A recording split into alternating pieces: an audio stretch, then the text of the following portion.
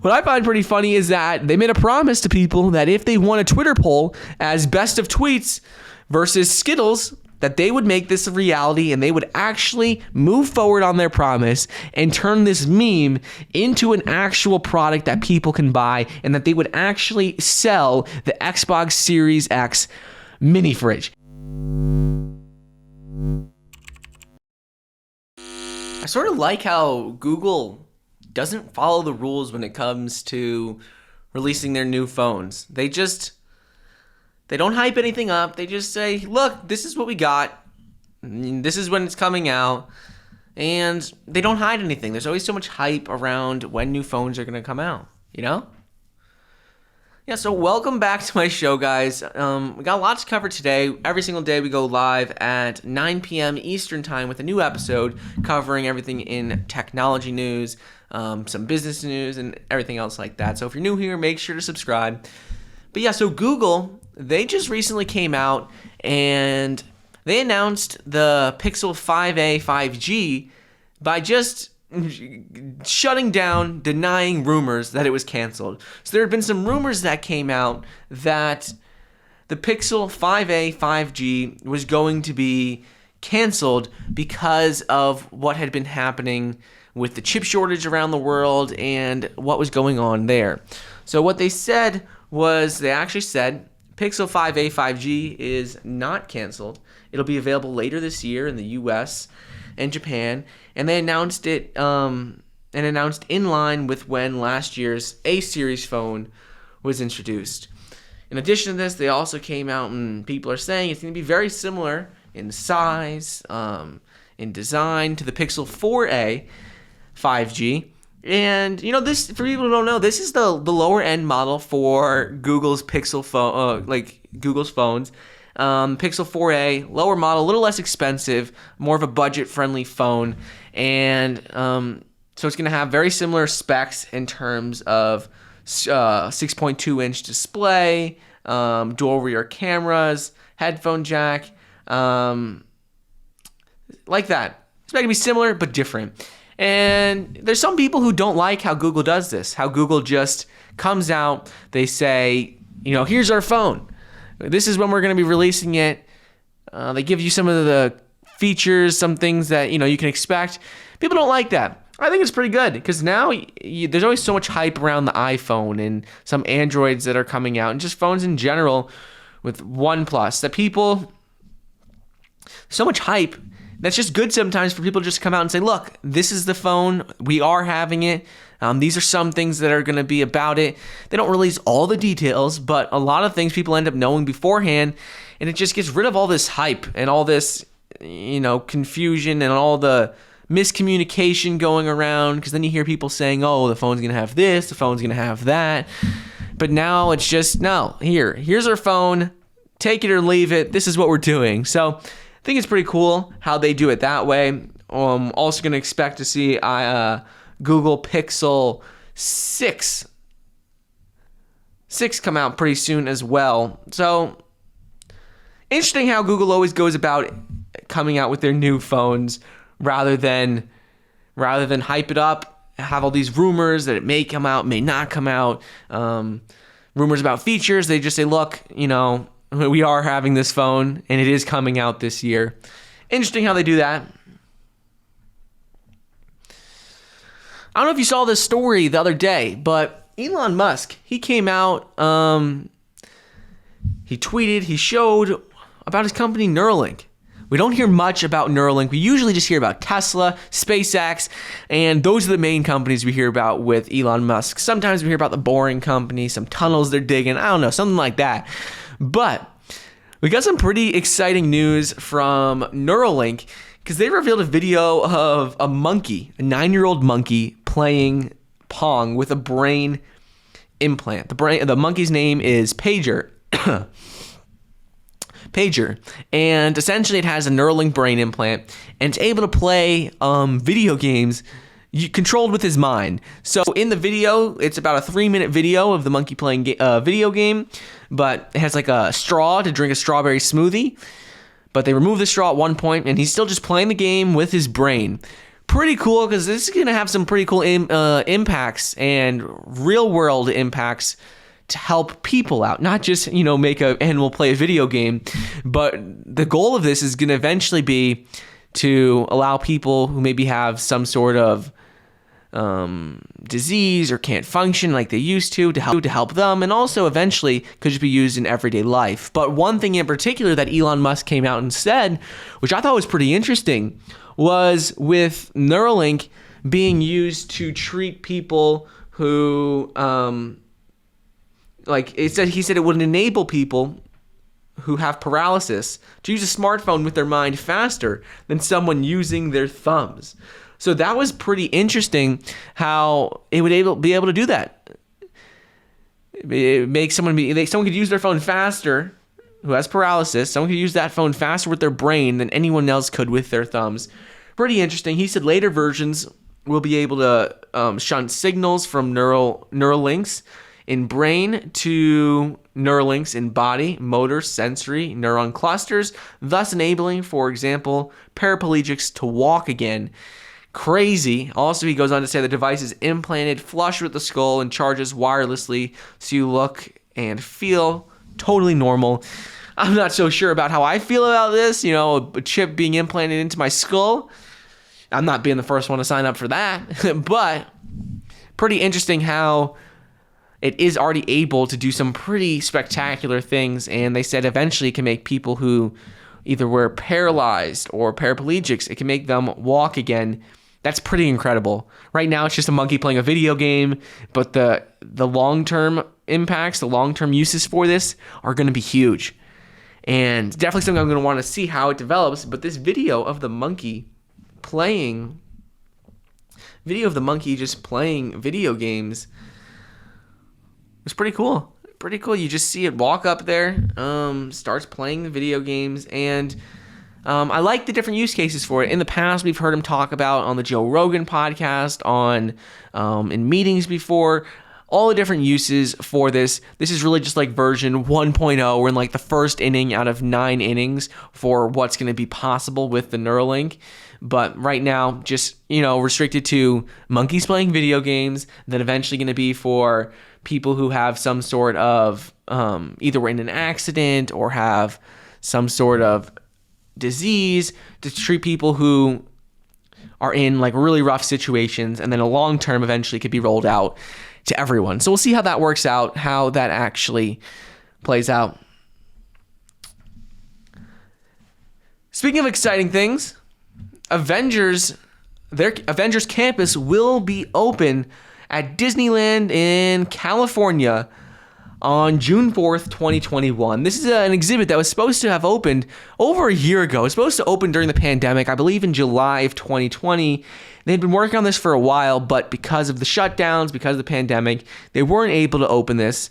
And this is going to be very, very exciting. So the new superhero Disneyland Avengers Campus has been in the works for a while now. Avengers have been a very, very popular show for Disney. I love all of the Avenger movies. I always see them, and people now have been looking forward to this. It's going to be built.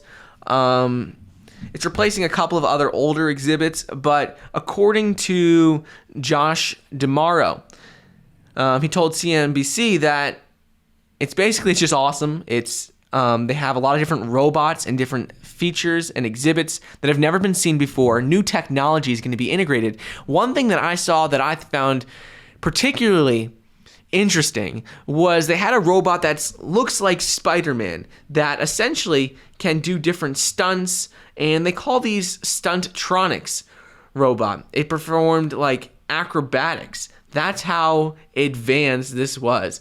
And it looks like Unreal completely, but essentially it's a robot. This is a robot right here. It looks completely out of a movie. Like, this looks like it's a person in a suit, but it's essentially just an actual robot. Pretty cool stuff. Pretty exciting to see this open up. Probably have big turnout. Obviously, Disneyland opening with limited capacity, but this would probably be one of the more popular exhibits and new parts of Disneyland. You've been hearing a lot about NFTs recently, right? We saw Beeple sold for $69 million. He sold an NFT. We saw Jack Dorsey sell an NFT for a couple $1 million, the first tweet ever on Twitter. Now, a lot of people are starting to get into the video NFT space, and a couple companies, so VideoCoin and Filecoin, they just announced that they're going to be powering and launching a video NFT marketplace. Essentially, what it's going to be able to do is they're going to create a marketplace for video NFTs, and the problem is right now there's nothing out there that's like this. This is going to be easy for people to, buy, sell, authenticate video NFTs. And Filecoin has a large and low cost storage network. They can store up to, I believe it was 2.5 billion gigabytes. Yeah, 2.5 billion gigabytes of storage capacity through its global community. So it's plenty of space to be able to hold hundreds of thousands of video NFT files.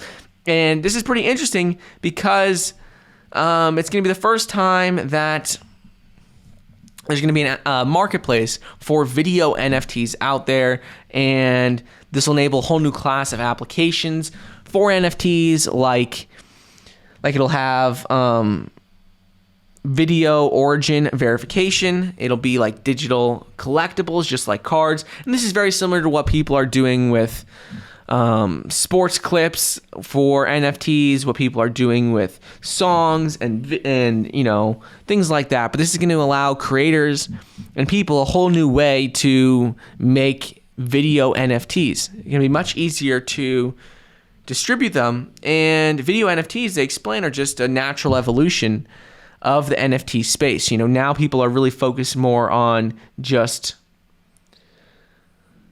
JPEGs, pictures, things like that. But now videos are going to be the natural progression from pictures to videos, and pretty interesting. So this company is currently working on it, called VideoCoin and Filecoin. They're making a marketplace for it. They said that they were already working on building this out, but now in their partnership with Filecoin, they have a lot more storage, a lot more things like that. We've already seen sports, collectibles, music in the NFT space. We saw NBA Top Shot. NBA Top Shot has surpassed $100 million in sales the first 5 months going and launching. So this will be pretty interesting to see how this works out. I think it'll be pretty popular once people know about it. Now on to Nike. About a week ago, Nike was not happy at all with something called Satan shoes. They were these new shoes that were released by MSCHF. They were done in partnership with Lil Nas X, and they released shoes called Satan shoes. They sold about 1,000 pairs of them, and what happened is they were essentially older Nikes that were customized. And the problem is they said they were, allegedly said to have 1 drop of human blood in them. And Nike did not like that at all. So even though these were like older Nike shoes that were customized, a lot of people were still assuming that Nike had approved this project. Nike was connected with it because it was Nike, they were Nike Jordans.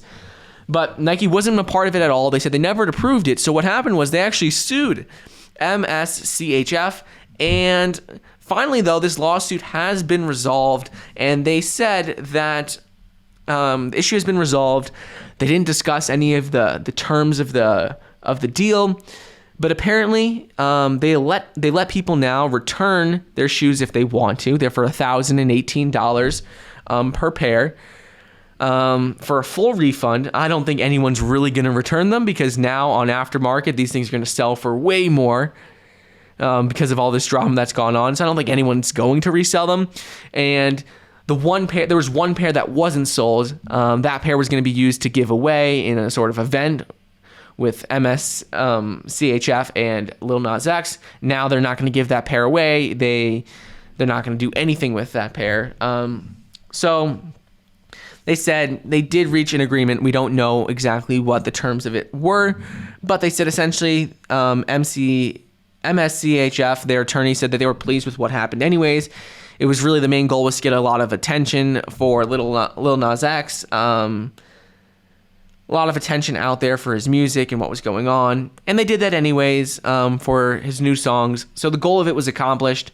And obviously they'll probably be more careful in the future when trying to customize shoes, even if they're selling them, aftermarket, because they can get in a lot of trouble. This could have been a lot worse than it was. It could have had big impacts on like selling products aftermarket, things like that. But they sort of made it very easy solution. Didn't want to make a big deal about this, and it was resolved actually really, really quickly. Like, for something major like this to be resolved in a week was a big deal. The whole thing was resolved in like a week and a half. That never happens with this, but obviously they didn't want to make a big deal about this, and they just came up with a pretty easy solution for both of them. So we'll see how this happens, but it could have had big impacts on how the court would have treated upcycled, heavily modified designer products and things like that. But they kept it just easy, simple, got a deal done. We don't know the terms of it, but both parties seem to be fairly happy with the results of it. Switching gears a bit, I don't know if you saw, but Tesla rose the prices of their vehicles yet again.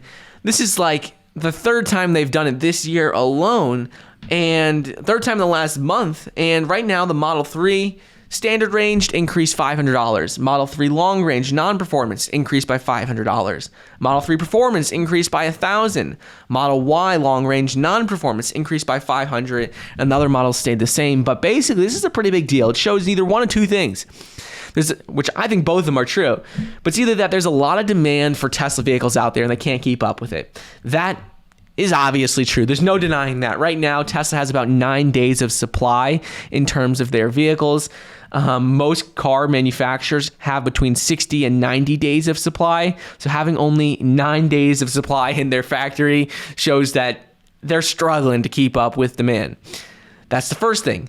The other thing could be that it shows that costs are rising. Maybe batteries are getting a little more expensive. Maybe with the semiconductor and the chip shortage, parts are getting more expensive. I think there's some things to consider with that. I think there are some costs that are rising. Batteries, I think, are not rising in cost. I think battery prices are decreasing. They're getting more efficient, easier to make. Companies are mass manufacturing them, so they're getting much less expensive in terms of batteries. But in terms of all the other parts, there's a lot of shortages out there with chips, semiconductors, and a lot of other parts that are key and essential to electric vehicles, that those costs could be going up. So I think it's sort of like for both scenarios, there's a lot of demand, but maybe some costs are going up. And I think it's more on the side that there's a lot of demand and they can raise their prices, so they are raising their prices. I don't think costs are really going up too much, because I think the battery prices decreasing maybe probably offsets the price of other parts going up. I don't think so. But either way, they are already increasing their prices. This comes, after they had a record-breaking quarter in Q1 of 2021. They delivered 185,000 vehicles, had record-breaking numbers, and now they're already increasing their prices. $500 to $1,000 increase may not seem like a lot, but now when you're talking about 200,000 vehicles in a quarter, 200,000 times 500 or 1,000 starts to add up pretty significantly in terms of revenue. So that $1,000 increase, that $500 increase, is going to add a lot of money to their sales and to their revenue numbers for this quarter. Interesting to see, though. I don't think it's going to change demand at all. I don't think it's going to change anything. People are still going to buy Tesla, no matter if it's $500 more or $1,000 more. It's not going to change anything. But interesting to see that they are already raising the prices again. Now, there was some situation that happened the other day with LinkedIn and data from LinkedIn profiles. So what happened was there's some person who's selling data from 500 million LinkedIn profiles. They're selling this on a website, and essentially the original post seeks to sell an archive of 500 million users and offers a cache of 2 million profiles as proof that it exists. And the company claims the archive only contains publicly facing information, and the person who claims ownership to the data is asking for 4-digit minimum price for access to the full archive. And he's selling samples for as little as $2 in form credits. And LinkedIn, they came out and responded to this, and they said that while we're still investigating the issue, the posted dataset appears to include publicly viewable information that was scraped from LinkedIn, combined with data aggregated from other websites or companies. And they said scraping our members' data from LinkedIn violates our terms of service, and we are constantly working to protect our members and their data. In addition to this, they said we have investigated an alleged set of LinkedIn data that has been posted for sale and have determined that it's actually an aggregation of data from a number of websites and companies. It does include publicly viewable member profile data, but this really is still against their terms and services. So in their terms and services, they say that you can't scrape data you can't do this. You can't scrape data. You can't do what they're doing. So it violates their terms of service. We'll see what happens here. But this is a lot of data. We saw recently with Facebook. Facebook had another issue where someone was selling 530 data for 530 million accounts.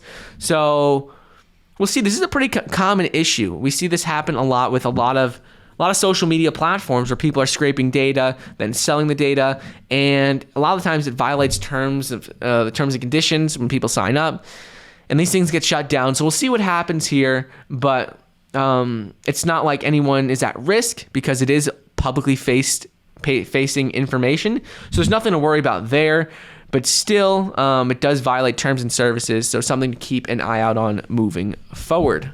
Now, I don't know if you've seen, but a company called Riot Blockchain, a publicly traded company, stock ticker symbol for it, I think is like RIOT. They recently purchased $138.5 million for like Bitcoin mining equipment. This is a pretty big deal because Riot Blockchain is one of the largest companies in the US for mining Bitcoin. And this is a big deal because it essentially doubled their hash rate, which essentially means they can mine Bitcoin twice as fast as they would have been able to before. And this is getting more and more important because as time goes on, Bitcoin gets more and more difficult to mine because first of all, there's more competition, more people mining it, but also because the algorithms get harder and harder to solve. There's only a limited supply of Bitcoin. There's only ever going to be about 22 million Bitcoin in existence and mine. And as we get closer to that number, it's going to get harder and harder to solve these equations. So what happened was the company purchased 42,000 S19J ant miners from Bitmain Technologies Limited as part of a strategic initiative to increase its Bitcoin mining hash rate. So currently their Bitcoin mining hash rate was 4 exahash per second. Now it's going to be 7.7 exahash per second. So it almost doubled from what it was at previously. And this is a big deal because it's a major milestone for them in terms of Bitcoin mining operations. Right now we see China. China leads Bitcoin mining by far. Like they have most of the world's Bitcoin mining is done in China. They've already been trying to shut this down, put regulations, restraints on it. They shut down in Inner Mongolia. They banned Bitcoin mining. It used to be one of the biggest areas for it. And this is because Bitcoin mining takes up so much energy, consumes so much energy that it's terrible for the environment. It really isn't great for energy consumption and the environment. And so while it's great that this company doubled their hash rate to mine Bitcoin faster, it does consume so much energy. Bitcoin mining in general, in total, consumes more energy than entire countries. Like Argentina, it consumes more energy than the entire country. Studies according to Cambridge have shown this. So either way, this company is in a great position to capitalize on Bitcoin mining by doubling their hash rate. They said this is a long-term agreement, and with this agreement, they're going to continue to get more equipment. They're going to receive a minimum of 3,500 S19j Antminers on a monthly basis starting November 2021, and that'll continue for about a year until October 2022. So they're going to continue to increase their hash rate, increase the capacity over time. But when you're looking at Bitcoin mining, this is great for the company. For Bitcoin mining, though, it's not going to stop, but it does consume a lot of energy. They said right now, Bitcoin, the hash rate is at its highest level ever following a massive difficulty adjustment. So see what happens here. Riot's share price has skyrocketed this year. It is up over, I believe, 1,000% this year, and it's done extremely well. It's, riding off of Bitcoin exploding this year. So it's doing extremely well. I think we're going to continue to see it do well. And with this increase, basically doubling their hash rate in that long-term agreement to continue to get more equipment, I think that's going to lead to even more revenue for the company long-term. I think it'll drive the stock price up even higher. Now on to Tesla. So I don't know if you saw, but the other day, we did a video on Tesla and India. There's been a lot of talks between, India offering incentives for Tesla to go and build a manufacturing plant, build a factory there. Didn't really seem to work, but Tesla still, regardless of building a factory there, they've still had big plans to move into India for a while now. And now they said that they're scouting showroom space in India. They hired executive for looking for spaces, lead its lobbying and business efforts ahead of its planned entry into the country. And while we have heard from Elon Musk for a while that they have been looking to go into India and that they're going to move into India, it's been talk. It's been all talk. So finally hiring an executive to lead lobbying efforts, lead business efforts is a pretty big deal because now it shows that they're really serious. Like, he's finally serious about going to India. It's not just talk anymore. It's really going to happen. And this is a big deal. They're currently looking in 3 of the major cities in India for commercial property space to have showrooms, service centers, things like that. Typically, their showrooms, service centers are about 20 to 30,000 square feet, and it's pretty hard to find that. It's not like having that sort of space in high-end locations is not as easy to find. Let's say in India, they said right now they're looking in New Delhi, Mumbai, and in the tech city, Bengaluru. Probably saying that wrong, but they said those are the 3 places they're looking, those 3 cities, major cities in India. And they said that right now they are looking for more space, but this is a really big deal. One problem with going to India, though, is that the market is still very, very small for electric vehicles. They only sold a couple thousand electric vehicles in India. They had 5,000 EV sales and 2.4 million total cars sold. Pretty small market, but it's on the verge of exploding. There's a lot of people in India, and soon, very soon, these sales are going to skyrocket, and that's why Tesla wants to get in there now. One thing to keep in mind, though, is that the problem with India and electric vehicles is that the infrastructure really isn't in place right now. A lot of the infrastructure needs to be built up. Power grid needs to be built up to handle, first of all, more electric vehicles, a lot of manufacturing facilities. So the one problem for Tesla is going to be that importing vehicles into India costs a lot of money. They put a lot of, it costs a lot. They put a lot of taxes and things on cars that are being imported into the country because they want people to build them there. So Tesla having to import vehicles into India, that's going to cost a lot of money, may cause the prices of vehicles to be a little higher in India than in other countries in the world. And maybe eventually down the road, this will lead to Tesla actually building their own factory in India. Who knows? Probably will happen down the road, I think, as the infrastructure gets better in India. But right now, this is still great news because we do know that they are already moving into India. They're actually really serious about it because they did hire some executives to do some lobbying, lead their business efforts, and really start looking at spaces. And it's the real deal. It's not just talks anymore. It's actually the real deal with them going there.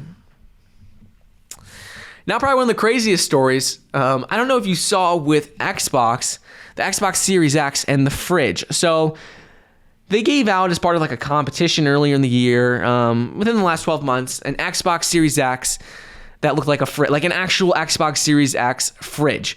There was a bunch of memes about it, and people were just making fun of the Xbox Series X when it first came out, saying how it looked like a fridge. So, as a result of that, they had a little thing where they gave away one actual sized refrigerator of the Xbox Series X. They made a refrigerator out of it. They made a refrigerator that looked exactly like the Xbox Series X.